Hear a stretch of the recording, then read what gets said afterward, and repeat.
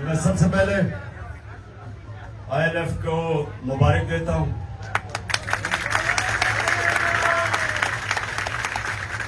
जिस तरह आपने सुप्रीम कोर्ट और उसके अलावा भी जो प्रोटेस्ट हुई रूल ऑफ लॉ के लिए, जिस तरह आपने उसके लिए शिरकत की, तो मैं आपको मुबारक देता हूं, क्योंकि आप एक मूवमेंट का हिस्सा हो।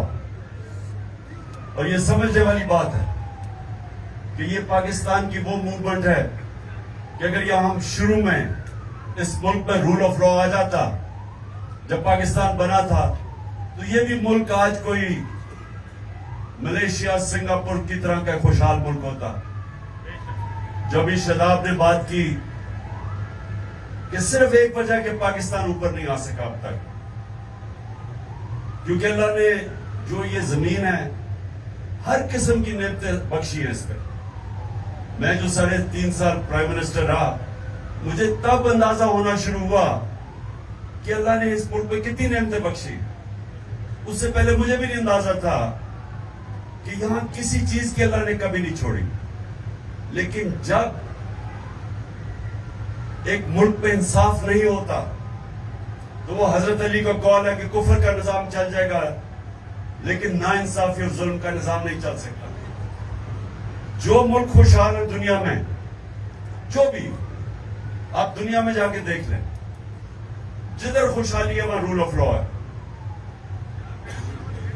मैं ये लोगों को बार बार एक मिसाल देता हूं कि रूल ऑफ लॉ इंडेक्स के अंदर डेनमार्क नंबर 1 है और पाकिस्तान 129 पे 140 मुल्कों में से। डेनमार्क की औसत आमदनी पर कैपिटा इनकम $68,600 है, पाकिस्तान की $1,600 है। और अगर डेनमार्क के मसाइल और पाकिस्तान के मसाइल देखे तो कोई मुकाबला ही नहीं है। यहां हर कुछ है, 12 तो मौसम है पाकिस्तान में, और उसके अलावा जो जरखेज तरीन जमीन है। यानी हमने क्यों नहीं आज पाकिस्तान की 1 करोड़ लोग बाहर नौकरियां कर रहे हैं, क्यों कर रहे हैं? क्या वजह कि पाकिस्तान में हमारा बेस्ट टैलेंट नहीं है? क्योंकि मेरिट सिस्टम ही नहीं है। रूल ऑफ लॉ का एक जो शाख होती है वो मेरिट होती है। तो जब मेरिट ही ना हो माशरे में, तो उस माशरे के अंदर तो कोई प्रोग्रेस का चांस ही नहीं है। न्यूजीलैंड 50 लाख आबादी है, तकरीबन 50 लाख आबादी है। पाकिस्तान की 23 करोड़ आबादी है। न्यूजीलैंड की जो क्रिकेट टीम है अभी आ रही है पाकिस्तान, 50 लाख की टीम पाकिस्तान का मुकाबला कर सकती है, हिंदुस्तान का मुकाबला कर लेती है। क्यों? क्योंकि उनका बेहतरीन मेरिट सिस्टम है जो टैलेंट ऊपर ले आता है। मुल्क वो आगे जाता है जिसका टैलेंट ऊपर आता है। तो जब एक मुल्क के अंदर एक सिस्टम टैलेंट को ऊपर ही नहीं आने देता, तो बेस्ट टैलेंट मुल्क से बाहर है। आज आप हैरान होंगे कि किस तरह के क्वालिटी के पाकिस्तानी आज पाकिस्तान से बाहर बैठे हुए हर फील्ड में। सिर्फ जो 10, आप ये सोचें कि 10 जो टॉप अमेरिका में पाकिस्तानी अमेरिकन बिजनेसमैन है, जो 10, हम IMF से $6 अरब के पीछे घुटनों के ऊपर उनके सामने भीख मांग रहे हैं। $6 अरब के पीछे 10 पाकिस्तानियों का $25 अरब वर्थ है। $25 अरब, जो 16,000 पाकिस्तानी डॉक्टर अमेरिका में, उनकी नेट वर्थ $200 अरब है। हमारे सिर्फ जो 20,000 पाकिस्तानियों ने जिन्होंने प्रॉपर्टी ली हुई है दुबई में, 20,000 पाकिस्तानियों ने $10.4 अरब की प्रॉपर्टी ली हुई। तो मुल्क गरीब है, पाकिस्तानी अमीर है, और उसकी वजह सिर्फ यह कि रूल ऑफ लॉ नहीं। ताकतवर तबका कानून से ऊपर है, बाकी लोगों को इंसाफ नहीं मिलता। जो ताकतवर है वो कत्ल करके भी बच जाता है। जिन्होंने मेरे पे गोलियां चलाई, मैं FIR नहीं उनकी कटवा सका, एक्स प्राइम मिनिस्टर। और फिर जो JIT बनी, हम पंजाब की गवर्नमेंट में हैं, हमारी गवर्नमेंट थी तब पंजाब में, हमारी पुलिस थी। जेआईटी हम पंजाब के अंदर अपनी गवर्नमेंट में होते हुए हम सही माने में हमें उन्होंने तफ्तीश करने नहीं दी, उन्होंने सैबोटाज कर दिया। जो रिकॉर्ड था जेआईटी का वो सैबोटाज किया। तो अगर मेरे से ये हो सकता, सोचे आम आदमियों से क्या होता होगा। जो आम हमारा आदमी है वो जकड़ा हुआ है थाना कचहरी पटवारी की पॉलिटिक्स पे, देहात में। वही जाता है इंग्लैंड अमेरिका जाता है, यूरोप जाता है। वो क्यों ऊपर चला जाता है? क्योंकि वहां कोई कब्जा ग्रुप नहीं है, रूल ऑफ लॉ है।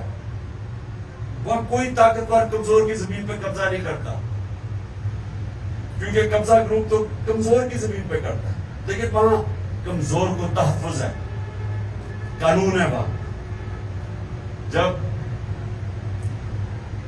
हजरत अबू बकर, हजरत उमर और जब हजरत अली खलीफा बने, सब ने पहली स्टेटमेंट दी कि हम ताकतवर और कमजोर को कानून में एक बराबर रखेंगे, ताकतवर को कानून के नीचे लेके आएंगे, इंसाफ कायम करेंगे। पहली मिशन स्टेटमेंट्स थी उनकी।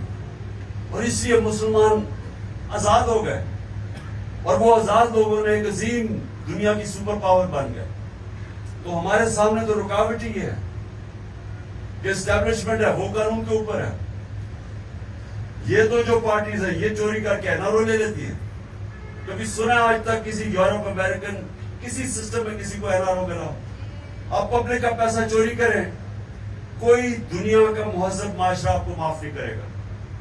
प्राइवेट चोरी माफ कर देगा, पब्लिक का पैसा कभी माफ नहीं करेगा।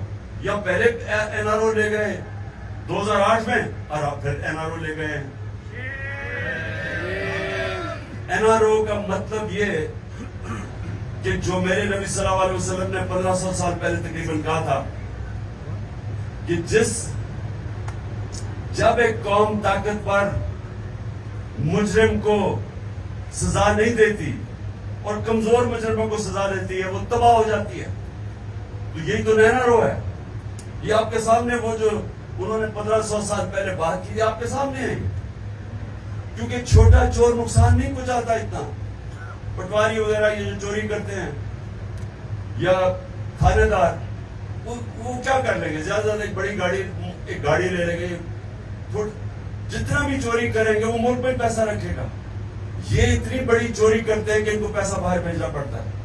तो पहले चोरी का नुकसान, बड़ी चोरी का, फिर जब पैसा बाहर भेजते हैं, डॉलर्स लेके पैसा बाहर भेजते हैं, तो डॉलर एंड में कम हो जाता है, डॉलर ऊपर चला जाता है, रुपए की कीमत गिरती है, महंगाई आ जाती है, गुर्बत बढ़ जाती है। ये हमारे मुल्क पे नहीं, ये सारी डेवलपिंग वर्ल्ड के अंदर यही मसला है। नाइजीरिया तेल के जखीरे पे बैठा हुआ है, सबसे ज्यादा तेल है अफ्रीका में, और गुर्बत भी है। क्योंकि वहां भी वो बड़े बड़े जो चोर हैं, वो डाकू हैं, उनको नहीं पकड़ सकते। वो सारा पैसा चोरी करके बाहर भेज देते हैं। तो हमारा मसला और आप सब के लिए, क्योंकि आप वो कम्युनिटी हैं जो ये समझती हैं, आप कानूनदान हैं, आपको समझ है इस चीज की। आपको समझना चाहिए कि ये जो अब मूवमेंट चल रही है रूल ऑफ लॉ की, इसके ये रुकेगी नहीं अभी, क्योंकि ये जद्दोजहद, ये जहाद है। इंसाफ जो है अभी आपने और जिंदा होना है इंशाल्लाह, इससे ज्यादा मैं आपको सुना सकती हूँ।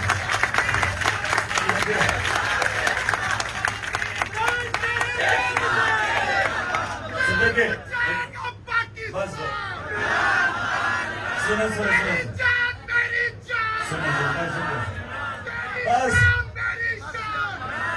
सुनो मेरी बात।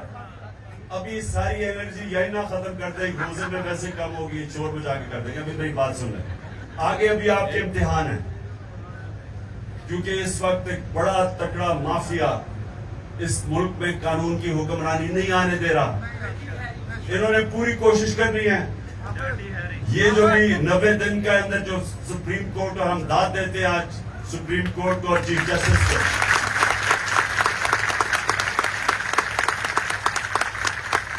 हर किस्म के प्रेशर के बावजूद, प्रेशर एक दो माफियाज की दो पार्टीज जो इलेक्शन से भागी हुई हैं, इनका प्रेशर एक था और दूसरा नामालूम अफराद का प्रेशर था।